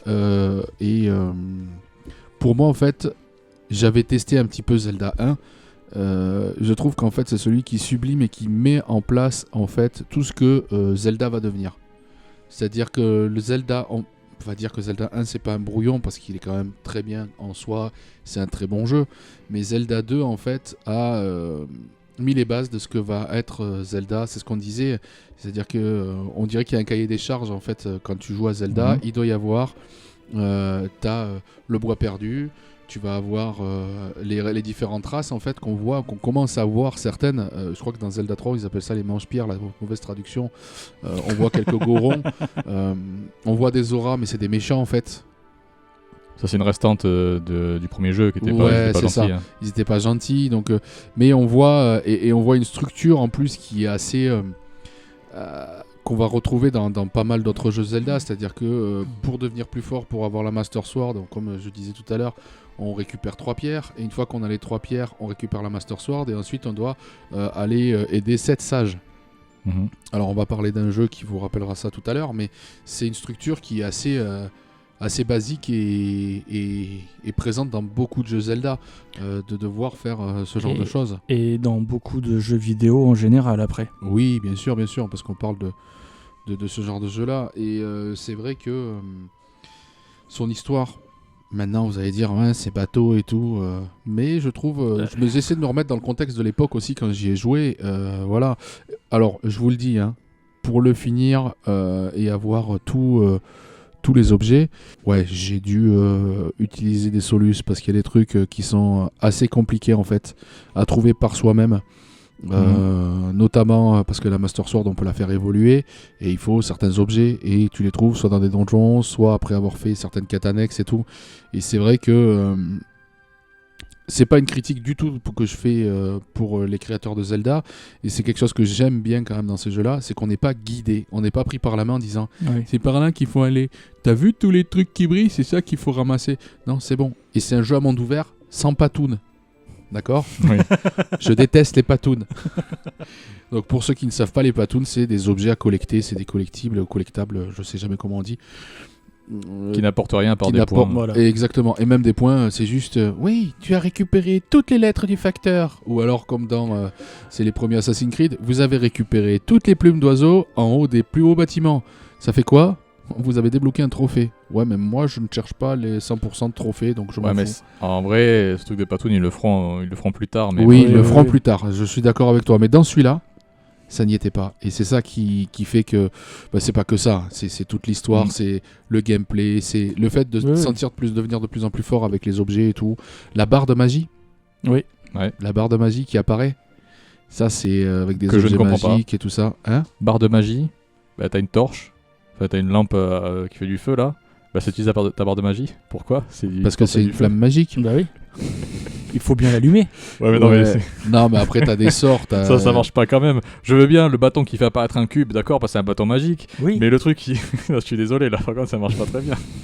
Ils abusent un peu, quoi. C'est une flamme magique, c'est tout. Non, ouais, parce que ça utilise. En fait, c'est pas. Il fallait acheter une barre d'endurance où la flamme s'éteint petit à petit. Et voilà. Non, mais en fait, c'est pas ça. C'est que c'est une barre de pétrole. Et en fait, le bâton qui fait apparaître un cube, c'est un bâton qui marche au pétrole. Ça fait des cubes de plastique à base de pétrole. C'est ça. Non, mais d'accord, mais forcément, t'as des trucs qui Parce que moi, ce qui me font, dérange le font plus, tilter, mais c'est moi, pas... ce qui me dérange le plus dans ce Zelda, c'est le bouclier. Ils voulaient un truc qui fasse une parade, sauf qu'ils n'ont pas voulu mettre un bouton pour le bouclier. Et du coup, ils font en sorte que le bouclier grandisse. Sauf que dans un moment, c'est ridicule. Le Oui, bouclier, quand tu récupères le dernier bouclier, c'est comme oui. si tu as une portière en face de toi, quoi. Bah, c'est un bouclier de gars anti-émeute, c'est tout. Oui, mais d'accord, mais... Qui est aussi mais haut que large. C'est pour ça D'ailleurs, que... les gars anti-émeute, ils ont pas ça, mais Non, on dirait des boucliers anti-explosion des démineurs, oui, effectivement. C'est ça. Et dans les jeux Zelda, Link a toujours été quelqu'un plutôt... C'est plus un enfant, en fait. Oui. Du premier jusqu'à Ocarina of Time, en fait. Ouais. C'est plutôt un enfant. Dans le 2, je crois qu'ils disent qu'il a 16 ans, un truc comme ça, mais après, les autres, il est un peu plus jeune. Donc à la limite, ça peut s'expliquer, mais du coup, pourquoi est-ce que dans Ocarina of Time, le bouclier pour adulte, il peut pas le porter avec un bras? Il a tout le temps mais sur là, le dos. Ouais, mais là, si tu veux, S'il veut partir dans la logique, un enfant porte un bouclier plus grand que lui, bah du coup, vas-y. Bah, après, t'as des difficultés techniques et tout ça, Oui, voilà, c'est vrai c'est bon. Mais c'est en fait, en gros, là, on chipote sur des détails. Oui, bah oui, voilà. Et quand tu commences à commences à chipoter sur des petits détails comme ça, ça veut dire que le jeu est bien. Le jeu est quand même. Oui, d'accord. Mais moi, il y a toujours des choses qui me dérangent un peu dans ce jeu-là. Et puis surtout, les donjons avec une vraie difficulté. Oui. Dans celui-là, une vraie difficulté, c'est-à-dire que quand bon, après, alors, c'est sûr que quand t'as fait plein de jeux et que quand tu vieillis, tu trouves que les nouveaux donjons, ils sont facile, mais je pense que si on met ça dans les mains d'un gamin de 10-11 ans, je parle des nouveaux Zelda ou autres.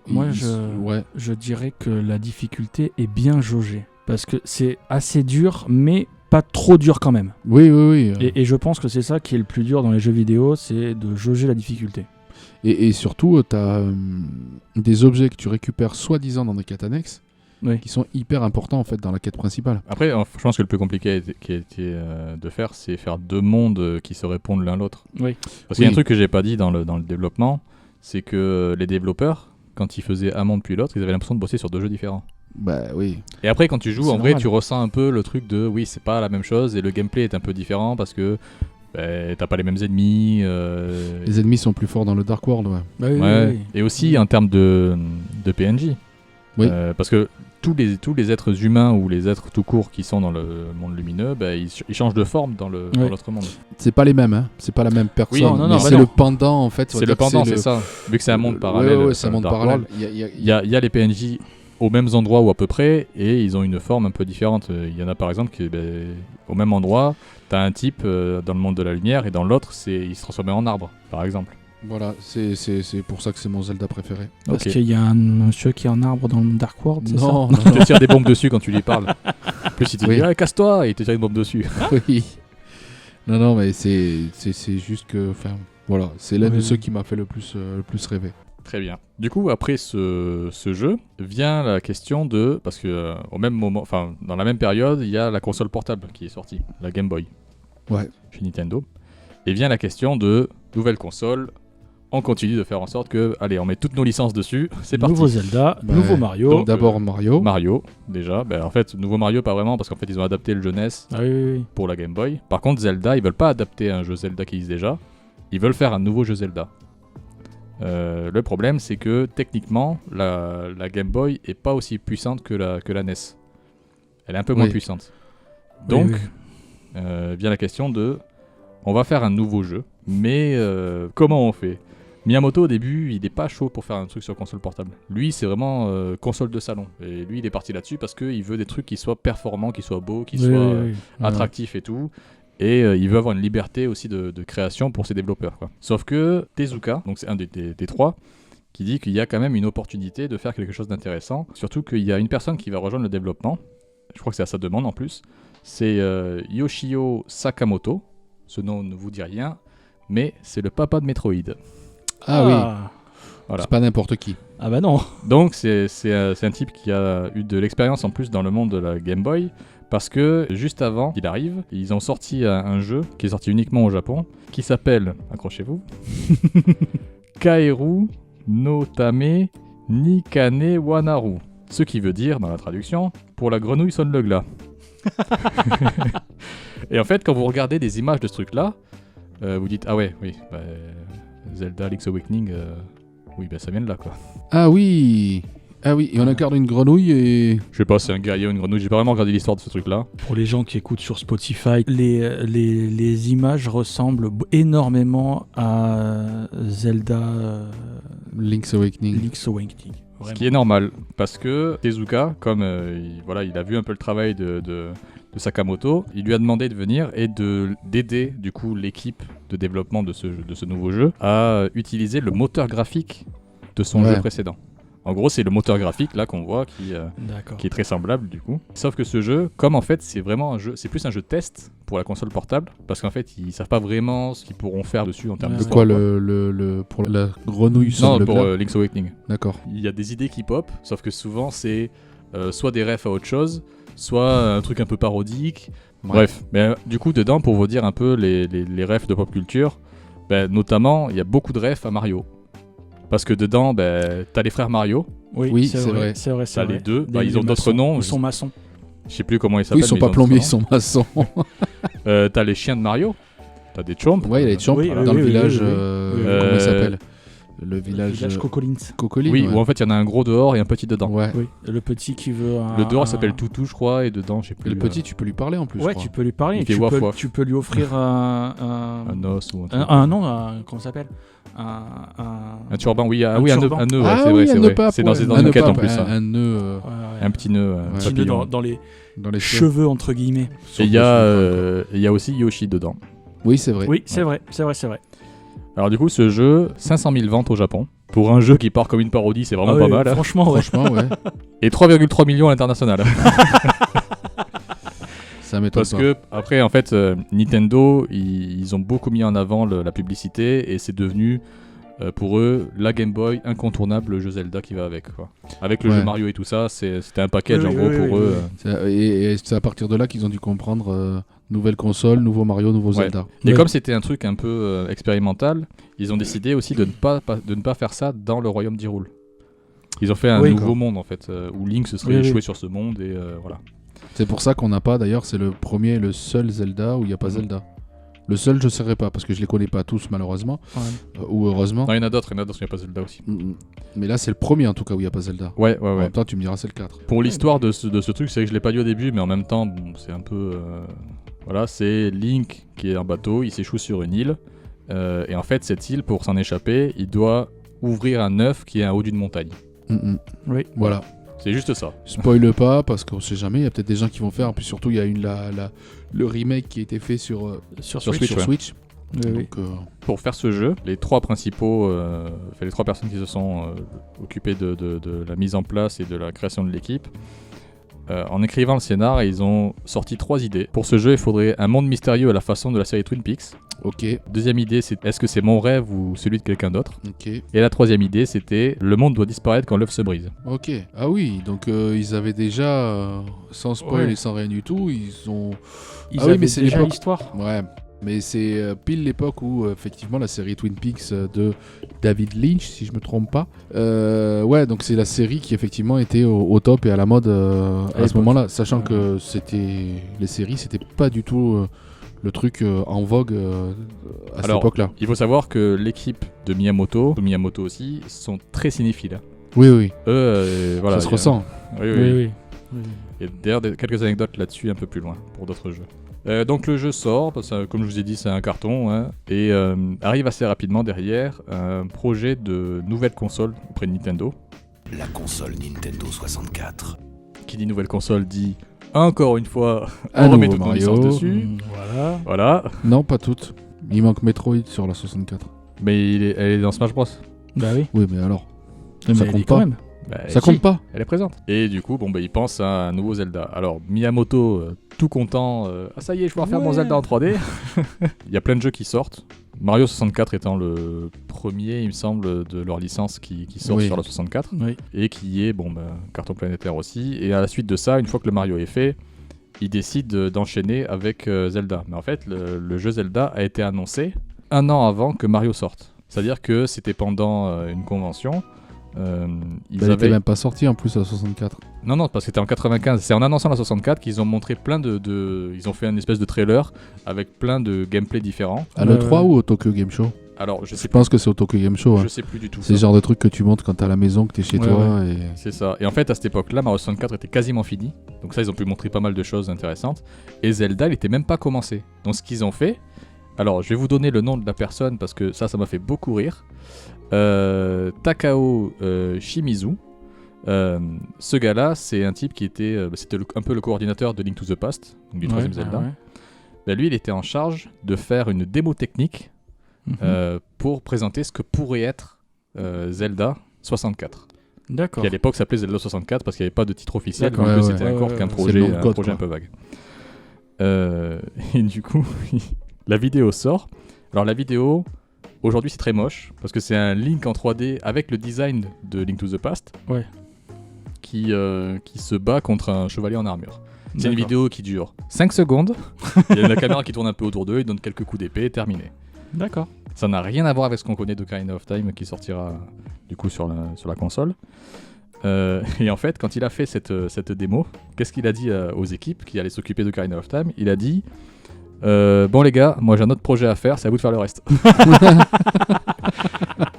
À savoir que l'autre projet qu'il allait faire, c'est Star Fox 64, Liliat Wars. Ah oui, le truc. D'accord. Voilà. Ouais. C'est pas n'importe quoi aussi. Il a fait aussi, non. Ça part là-dessus en fait, sur cette petite vidéo, on sait pas trop. Et quand ils commencent à faire le jeu, bon ben là, Nintendo repart dans leur délire de disquette, enfin de disque avec un peu plus de mémoire. Parce que vu que la console c'était une console cartouche, il y avait quand même aussi des limitations techniques. Ouais.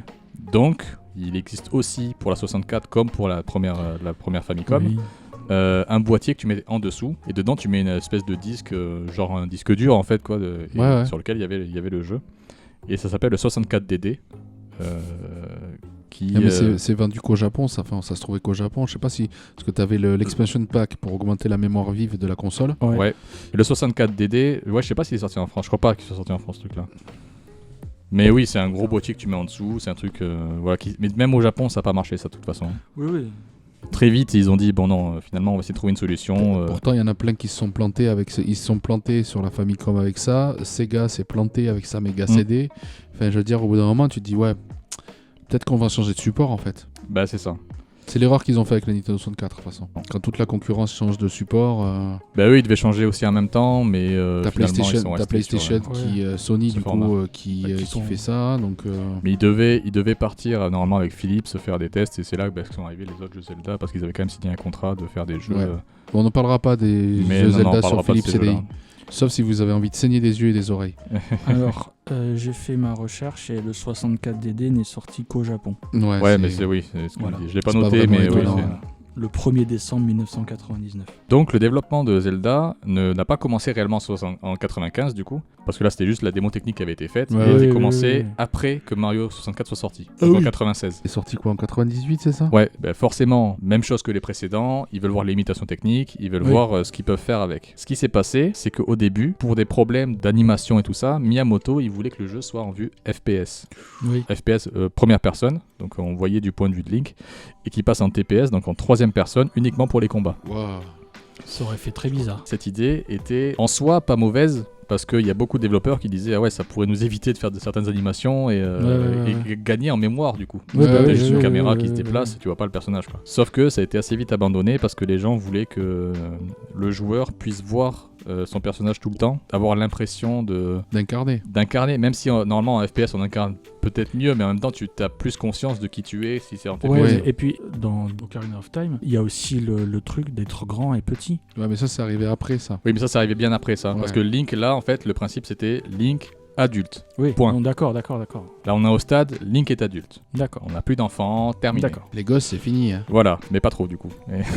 Le souci qu'ils avaient c'était le problème de caméra, mais ça faisait un peu bizarre parce qu'ils ont fait des tests. Il y a vraiment des tests qui sont sortis avec ce système là.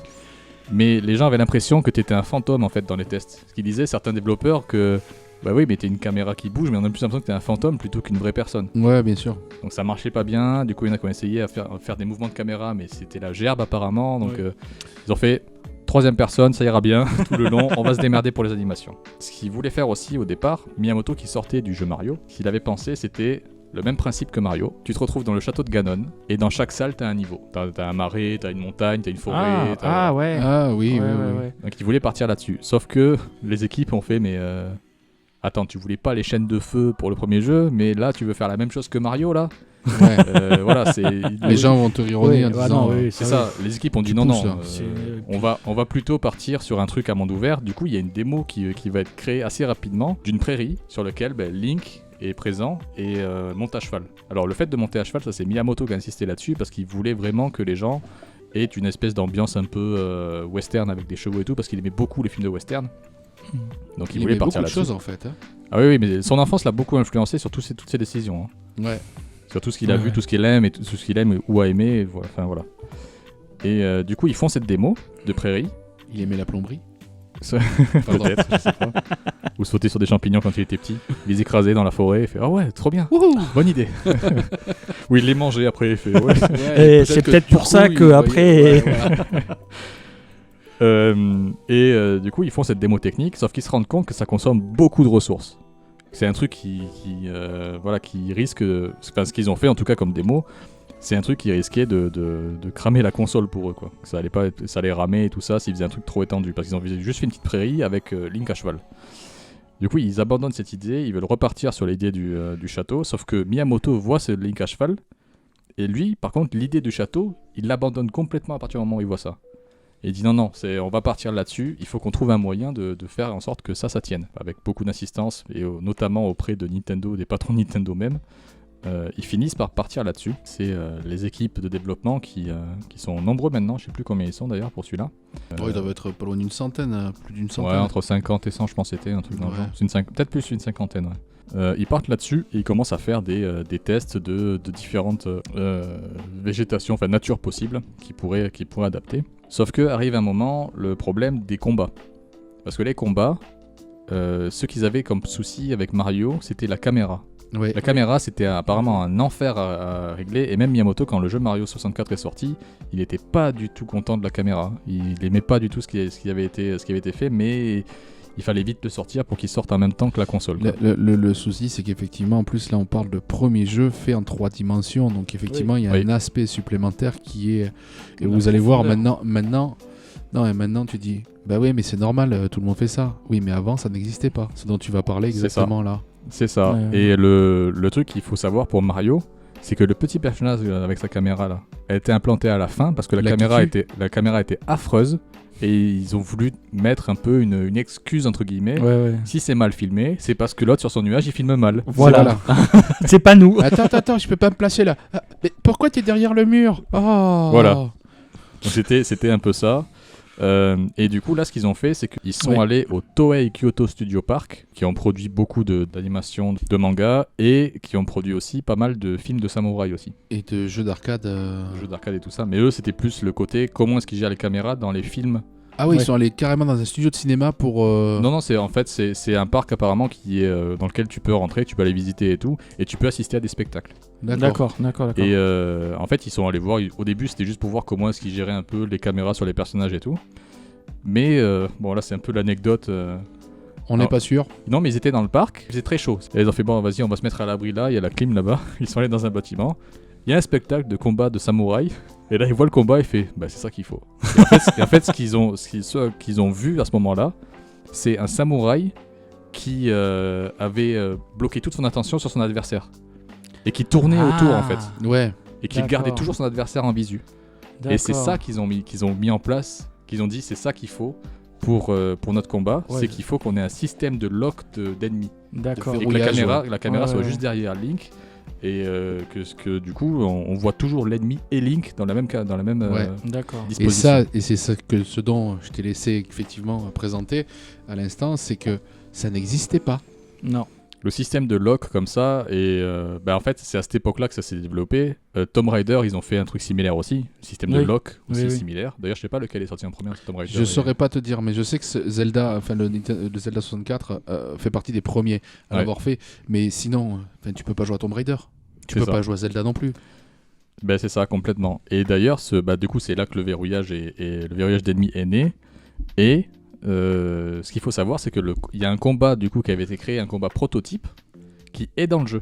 qu'ils ont juste fait, ils ont pris en fait des ennemis qui savaient qu'ils allaient être dans le jeu et le combat prototype c'est pour ceux qui connaissent le jeu. D'ailleurs, j'ai pas fait. C'est pas contre les squelettes là ? J'ai pas fait le pitch encore, mais je vais juste après ça, je vous fais le pitch parce que là, c'est juste pour vous dire techniquement qu'est-ce qu'ils ont fait. C'est contre les squelettes dans le temple de la forêt. Ouais. Donc C'est, des squelettes en armure avec une épée, un bouclier. C'est ça. C'est ce combat-là qui étaient des prototypes qui ont été inclus dans le jeu. Ah ouais. C'était des prototypes à la base. Ouais. Parce que c'est des combats super. Enfin moi, c'est avec ceux-là et ceux contre les lézards soldats là. Mhm. C'est des combats que j'adorais faire. Hein. Parce qu'il fallait vraiment esquiver, attaquer au bon moment. Petit saut de côté. Enfin, c'était vraiment très très cool, ouais. Alors, c'est ça. J'ai fait la petite recherche et The Legend of Zelda et Tomb Raider sont sortis. Tomb Raider 1 est sorti avant The Legend of Zelda. Et The Legend of Zelda... Au Japon ? Au Japon, oui. Il est sorti en même temps, la même année que Tomb Raider 3. Ok. Voilà. Donc c'est Tomb Raider qu'il a inventé, bah écoute. Mais oui, après là, c'est pas une histoire d'invention, c'est une histoire... Non, mais c'était... C'est juste une histoire de pratique. De toute façon, ouais. c'est quelque chose qui n'existait pas et qui a été inventé effectivement à cette époque-là, quoi. C'est ça qui... Oui. Maintenant, ça paraît logique, mais... Oui. Voilà, du coup, le rôle de Miyamoto sur cet opus, au début, Miyamoto, il voulait pas faire comme Mario 64, Mario 64 il était tout le temps là. Et en tant que producteur, c'est un gars qui prend des décisions, qui dit vous faites ça et ça. Et là, en fait, sur Mario, il était tout le temps sur le dos de ses développeurs. Donc là, il s'est dit pour Zelda, je vais éviter parce que bon, sinon je vais faire des nuits blanches encore une fois et ce sera pas cool. Donc au début, il dit en interview, il estimait qu'il était là 20% du temps. Sauf que plus ça avance, plus il était là souvent. Et à la fin, il était là 24 heures sur 24. Bah normal, il dit putain, c'est génial, mais vraiment, enfin, il a dû kiffer quoi. Enfin, oui, c'est un passionné. Ça se comprend. Enfin, vous vous souvenez très bien la première fois qu'on l'a mis dans la console, ici. Oui. Et chez nos parents, ça a été un truc de folie. Enfin, notre père nous l'avait ramené, on lui avait dit ah papa, tu nous l'achètes s'il te plaît et tout. On avait avec les sous notre argent de poche, machin. Et quand on l'a mis ici sur la télé, qu'on a lancé le jeu, on a fait c'est le jeu le plus beau de tous les temps, on n'aura jamais mieux. Bah oui, bon à l'époque c'est normal, mais voilà, c'est de la folie. Alors c'est sûr que maintenant tu le mets à côté de, je sais pas moi, un Ghost of Tsushima ou un God of War Ragnarok ou encore God of War Ragnarok qui a plus beau, hein, mais oui. Je sais pas moi, un jeu magnifique là qui est sorti récemment. Spider-Man 2. Ouais, Spider-Man 2. Voilà. Effectivement. Bah TOTK en vrai, quelqu'un qui a jamais joué à un Zelda, il voit ça. Ah oui, c'est sûr. Oui, mais alors, en termes de beauté. En termes de beauté graphique. Bah oui, ça c'est du dessin hein, en vrai. Donc, TOTK, on est plus proche du cel shading, ouais. Oui. Bref. On en reparlera tout à l'heure. Oui, bien sûr. Très peu, parce que plus de Breath of the Wild. Donc je vais vous faire un peu le pitch. Du coup, je fais un peu comme Nintendo, de toute façon, depuis tout à l'heure. C'est que je vous dis d'abord qu'est-ce qu'ils voulaient faire, et ensuite, ils pensent au scénario, et ils écrivent le scénario. Alors, le scénar, du coup, de Ocarina of Time, c'est Link qui fait... Bon, au début, c'est Link qui fait un cauchemar, qui se fait renverser, qui voit que le Hyrule se fait renverser par un être maléfique. Voilà, avec la princesse qui s'enfuit, tout ça. Sauf que pendant qu'il dort, il y a... parce qu'il est dans la forêt des Kokiri, forêt d'êtres de la forêt qui ressemblent à des humains dans cet épisode. À des enfants. Oui, à des enfants, du coup, des humains de petite taille. Je sais pas si c'est vraiment des enfants, du coup, mais enfin, c'est des êtres de la forêt. En fait, on les voit comme des enfants, mais parce que ils ne le sont pas, quoi. Ce qu'ils disent dans le lore, c'est que c'est des enfants perdus qui ont été recueillis par l'arbre Mojo. Et protégés par l'arbre Mojo. Mais c'est des enfants qui grandissent jamais, donc... Ouais, mais ils sortent jamais de la forêt, c'est peut-être parce qu'ils sortent pas de la forêt qu'ils ne grandissent pas. Je n'ai pas dit que c'était des enfants, j'ai dit qu'ils ressemblaient à des enfants. C'est vrai. Et du coup, l'arbre Mojo a une nouvelle, doit annoncer quelque chose à Link. Du coup, il appelle la petite fée Navi. J'expliquerai aussi pourquoi est-ce qu'elle est là, elle. Elle envoie Navi chercher Link, voilà, parce qu'il a quelque chose à lui annoncer. En fait, ce qu'il lui annonce, c'est que Link n'est pas un vrai enfant de la forêt, est un enfant qui a été déposé par un Ilien, enfin une Ilienne en l'occurrence.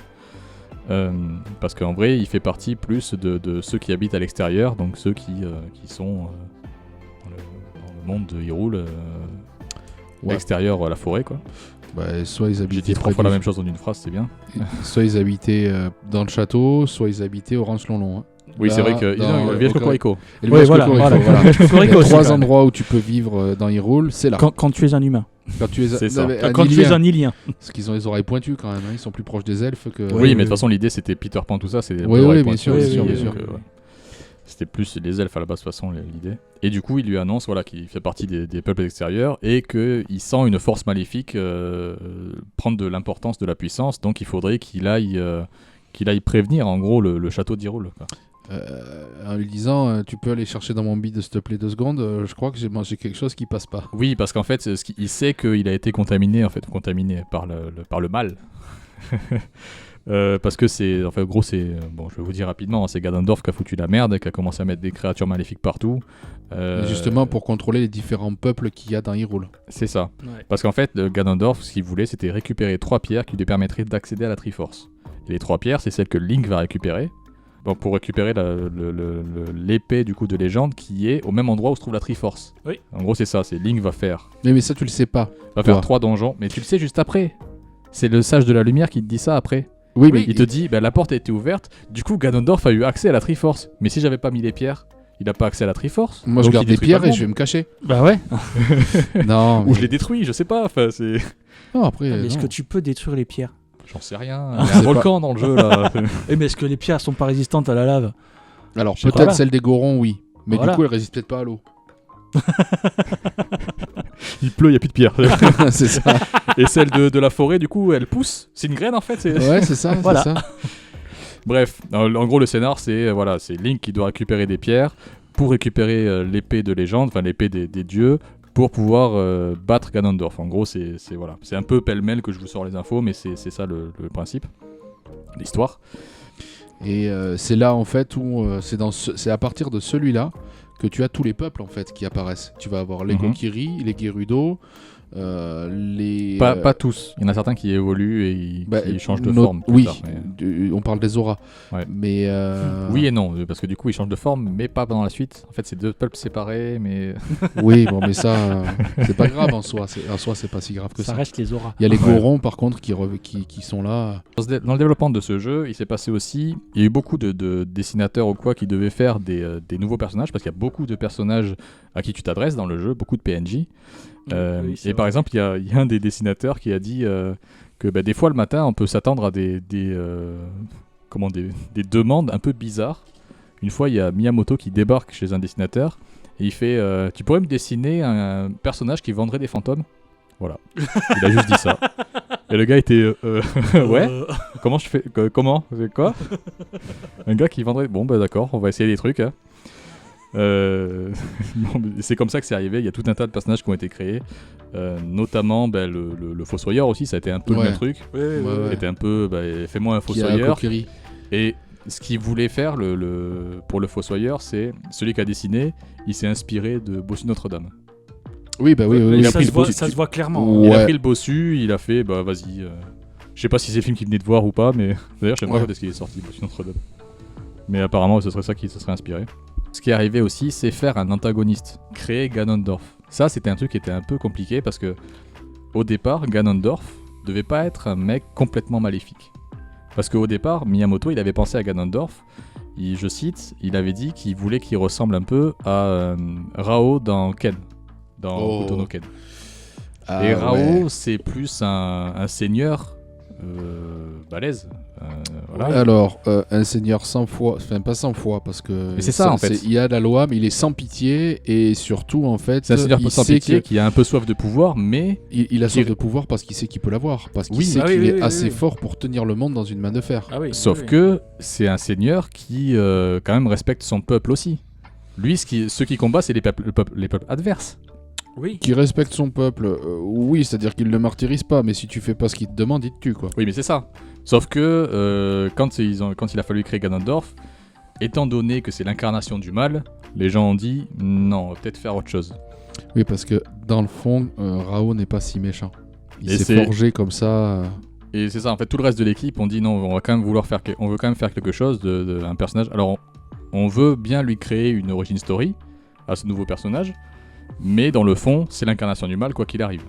Donc, ce qui a été décidé, c'est qu'ils étaient en train de créer les différents peuples qu'il y avait, et ils ont créé un peuple dans le désert, les Gerudo, et ils ont fait tout un lore autour de ça. Les Gerudo n'est composé que de femmes, sauf que tous les 100 ans, il y a un homme qui naît, et cet homme devient le roi des Gerudo. Ce qui est... c'est ça. Oui, sauf qu'il n'y a pas de reine. Hein. Bah non. Donc, soit il vit 100 ans et il fait un autre mal, Voilà. soit il vit pas 100 ans, et pendant un temps, il n'y a pas de gouvernement, il n'y a Bah pas non. de... Ouais, ils sont là. Ça y est, c'est fini. T'es relou, hein. Voilà, donc Ganondorf devient, par la force des choses, le roi des voleurs de Gerudo. C'est comme ça qu'il est nommé. en fait. Oui. Ce qu'il faut savoir aussi, c'est que Ganondorf, à la base, il était très costaud dans les premiers dessins. Enfin, très costaud. Il se rapprochait de Rao, quoi. Bah oui, Bah, voilà. c'est Rao, ça, c'est il une était très montagne. grand, très costaud. Alors qu'en vrai, à la fin, il était plus sécosse, enfin maigre, mais musclé. Ce jeu, du coup, c'est aussi le premier jeu où Ganondorf apparaît. Oui, c'est vrai. Parce que c'est la version Ce que humaine tu de disais Ganon. tout à l'heure, ouais. Donc c'est la première Ouais, fois. c'est l'incarnation, en fait, sur Terre de Ganon, quoi. C'est ça. Et Ganondorf apparaîtra seulement dans 4 jeux Zelda. Ah ouais. Ocarina of Time, Oui. Wind Oui. Waker, Oui.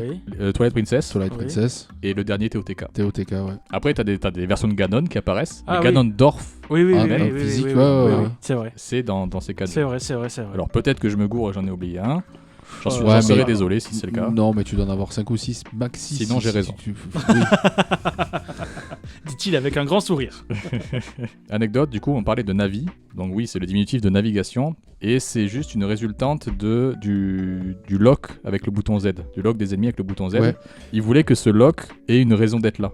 Parce que juste lock avec des flèches comme ça, c'était pas logique pour eux de mettre juste ça. Donc ils ont commencé à mettre un point lumineux. Et ce point lumineux, ils ont donné, ils ont fait, bah tiens, vas-y. On va dire que ce sera un Ils lui être... ont mis des ailes et voilà. On va dire que ce serait un être qui suit Link partout. Et ils ont mis le principe de la fée. Je pense que Peter Pan était encore pas très loin de là. Mais Oui, voilà. bien sûr, bien sûr. Donc le jeu finit par sortir en 80, j'ai plus la date. 18 ou 98, oui. Alors il y a plusieurs dates, parce qu'en fait c'est en fonction du pays, encore une fois. 98 au Japon et ça doit être 99 en France. Ouais. Le 21 novembre 98... Ah mais non, c'est tout à la fin d'année 98. 21 novembre 98 au Japon, Amérique du Nord c'est 23 novembre, et Europe c'est 11 décembre. D'accord, ouais. De la même année. Ah. Donc c'est tout à la même période. Ils voulaient que ce soit pour Noël, quoi. Ouais, oui, sûrement, oui. Donc ce jeu sort, c'est un succès, voilà, c'est unanime, les gens adorent tous ce jeu. 7,6 millions de ventes au total. Mhm. Et c'est encore aujourd'hui la plus haute note de Metacritic. Ouais, il a 20. Non, 99. 99. Juste derrière, c'est GTA 5 à 98. Ouais, et GTA 5, il les mérite pas. Mais non, bref. absolument pas. Oula, attention, vous allez faire une levée de bouclier là. Levée de bouclier de quoi De quoi C'est notre avis c'est et on mon pense avis. ce qu'on veut. Mon avis personnel je considère qu'il ne les mérite pas. Mais ce n'est que mon avis. Parce que Oui, ben, moi aussi, après les GTA, j'ai jamais été très fan, mais bon, bref. Petite anecdote, l'Ocarina, c'est Miyamoto qui voulait ça. Parce qu'il voulait que la musique ait une part importante dans le jeu et il voulait que les mélodies puissent avoir des pouvoirs magiques. Du coup, on peut se téléporter, on peut changer le temps, on peut faire passer le jour et la nuit. Faire apparaître des cubes de temps aussi et tout ça. Enfin, c'est, Des cubes de temps. Oui, c'est avec la musique du temps. Ah, Dans un oui. endroit, tu peux Oui, faire apparaître oui, ou oui, disparaître des cubes Ouais. temporels. Du coup. Deuxième chose, il y a petite référence encore à Mario et Luigi avec Talon et Ingo, les deux qui tiennent le ranch. Le ranch long, ouais. Bah oui, ils ont le Du même coup, c'est Mario et physique. Luigi. Ouais. Ils sont habillés avec les couleurs aussi de Mario et Luigi et voilà, ils ont un physique un peu similaire. Ouais. Et dernière anecdote qui est un peu sympa aussi, c'est que pour ce jeu-là, ils ont fait un peu de motion capture pour certains mouvements de Link. Ah, donc c'est les débuts aussi de la motion capture. Ouais, ils ont filmé non. des gens. Non, c'est pas de la motion capture parce que je pensais à. C'est pas de la Mortal performance Kombat. capture, oui, voilà. Mortal Kombat, de la rotoscopie. Ouais, donc, c'est de la rotoscopie de Mortal Kombat. oui. Mais là, Ouais. non, c'est vraiment la motion capture. Ils ont filmé des gens, ils ont avec fait, des capteurs sur eux et. C'est ça. Ouais. Voilà. Donc Qui est ça, assez stylé d'ailleurs. Assez cool. Donc ce jeu sort, je vous dis, c'est un carton tout ça. Donc vient ensuite l'idée de faire une version améliorée. En fait, ils voulaient pas faire une suite, Miyamoto, ils voulaient faire une version améliorée parce que tout ce qu'ils avaient dedans, dans le jeu, il s'est senti un peu, bridé par Nintendo qui voulait sortir le jeu rapidement sur la console. Ouais. Donc ils ont pensé à faire une nouvelle version en ajoutant des monstres, en améliorant certains donjons qui n'étaient pas à son goût, soit assez durs, soit assez avec des puzzles assez intéressants. Le temple de l'eau, merci quoi. Et en fait, cette idée-là fera du coup la création de Master Quest, qui sortira qu'en 2002. Oui. Et c'est un jeu qui sortira même un peu en zoom parce que c'est que dans une version collector de Wind Waker avec lequel il sortira. Et qui est vraiment très très dur. Vraiment. Oui. Oui, il est vraiment dur par rapport à Ocarina of Time classique. Mais à côté de ça, t'as Eiji Aonuma, qui est un responsable qui était le responsable de la conception des temples dans Ocarina of Time, qui lui voulait faire un nouveau jeu. En fait, il voulait pas retravailler les temples. Il disait non mais c'est bon, on fait des trucs nouveaux là. J'ai pas envie de retravailler des trucs qui existent déjà et puis les redites. Enfin, c'est pas du tout mon genre. Donc lui, en cachette, il fait des donjons, des nouveaux donjons de Zelda. Et une fois son travail qui est assez avancé, il le montre à Miyamoto et il dit bon voilà, j'ai fait ça et en vrai j'aimerais bien faire un nouveau jeu Zelda. Et Miyamoto dit ok, tu as 1 an. Dans 1 an, il faut que le jeu sorte. The Legend of Zelda, du Triangle d'Or aux larmes du royaume, fin de la première partie.